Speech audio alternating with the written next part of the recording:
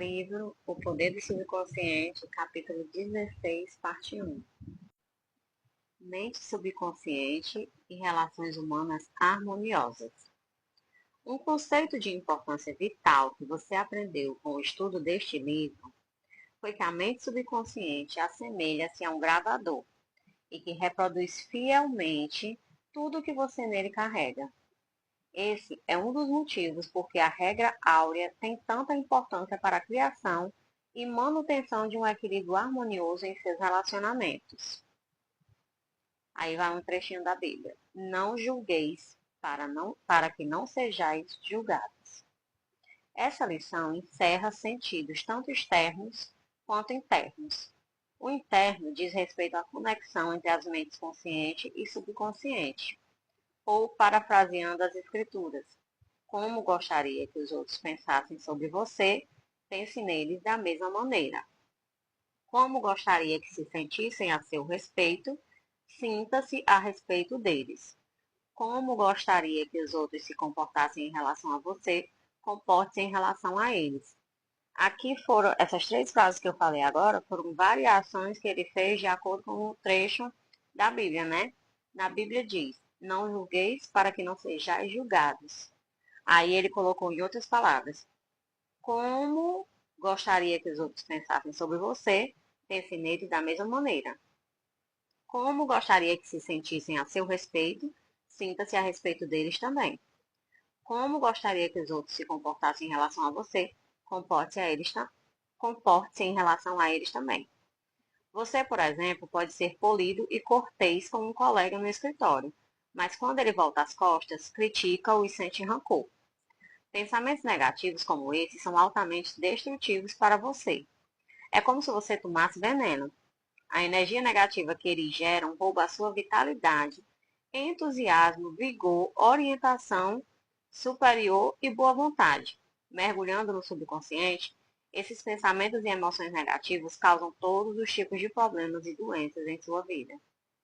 Aí basta você observar que as pessoas que falam muito dos outros ou reclamam muito, né, das outras pessoas, elas sempre são muito doentes, fisicamente falando.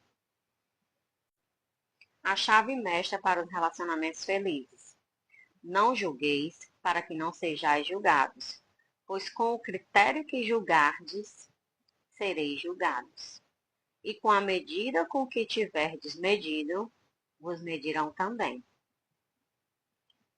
A chave para as relações harmoniosas encontra-se no estudo atento desses versículos e na aplicação das verdades internas que eles representam. Julgar é pensar, chegar a um veredito mental ou a uma conclusão. O modo como você pensa sobre outra pessoa é seu, porque você é o ser pensante. Pensamentos são criativos. Por conseguinte, você cria efetivamente em sua experiência o que pensa e sente sobre a outra pessoa.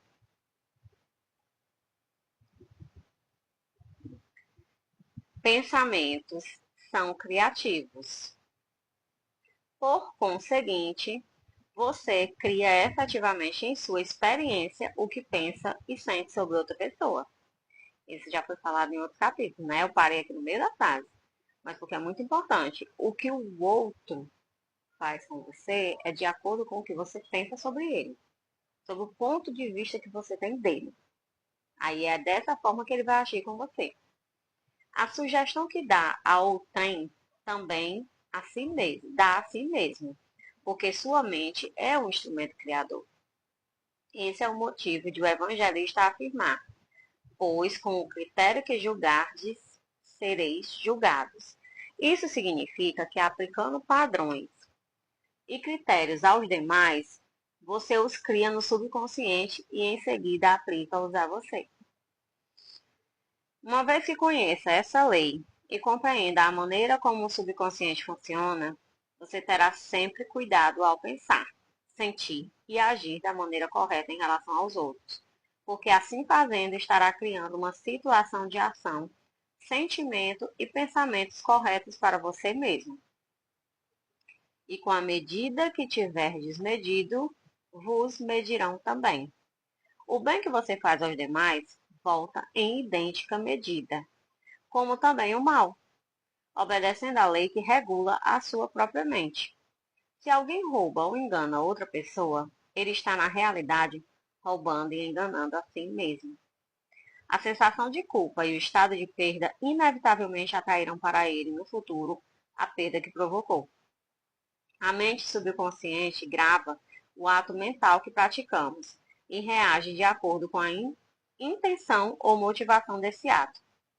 O subconsciente é impessoal e imutável e não leva em consideração pessoas, nem respeita afiliações religiosas ou instituições de qualquer tipo. Não é compassivo e nem vingativo. A maneira como você pensa, sente e age em relação aos outros volta, no fim, para você mesmo. As manchetes deixavam-no doente. Comece agora a se observar. Observe suas reações às pessoas, condições e circunstâncias. Anote-as em uma caderneta para estudo posterior. Como reagiu aos fatos e notícias do dia? Não faz a mínima diferença se todas as outras pessoas estão erradas e só você está certo. Se as notícias o incomodam, quem praticou o mal contra você foi você mesmo. Uma vez que as emoções negativas roubaram a sua paz e a sua harmonia. Recebi a carta de uma mulher pedindo ajuda para o marido. Explicava que ele tinha acessos de raiva toda vez que lia uma certa coluna de jornal. E acrescentava que essa reação constante de raiva e de fúria reprimida era péssima para a pressão arterial muito alta do marido. O médico lhe dissera que tinha que descobrir uma maneira de reduzir o estresse por meio de recondicionamento mental. Convidei o marido para me visitar. Expliquei-lhe a maneira como a mente funciona. Ele compreendia que era um sinal de imaturidade emocional ficar zangado com um artigo de jornal, mas não tinha ideia dos danos que a raiva provocara em sua mente e em seu corpo. Começou por reconhecer que devia dar ao colunista a liberdade de expressar-se como ele quisesse, mesmo que ele discordasse politicamente, religiosamente e de outras maneiras. De forma idêntica, o colunista devia, por questões morais, dar-lhe a liberdade de escrever uma carta ao jornal, discordando das suas opiniões. Ele aprendeu que podia discordar sem ser desagradável. Acordou para a verdade simples de que não é nunca o que a outra pessoa diz que nos afeta.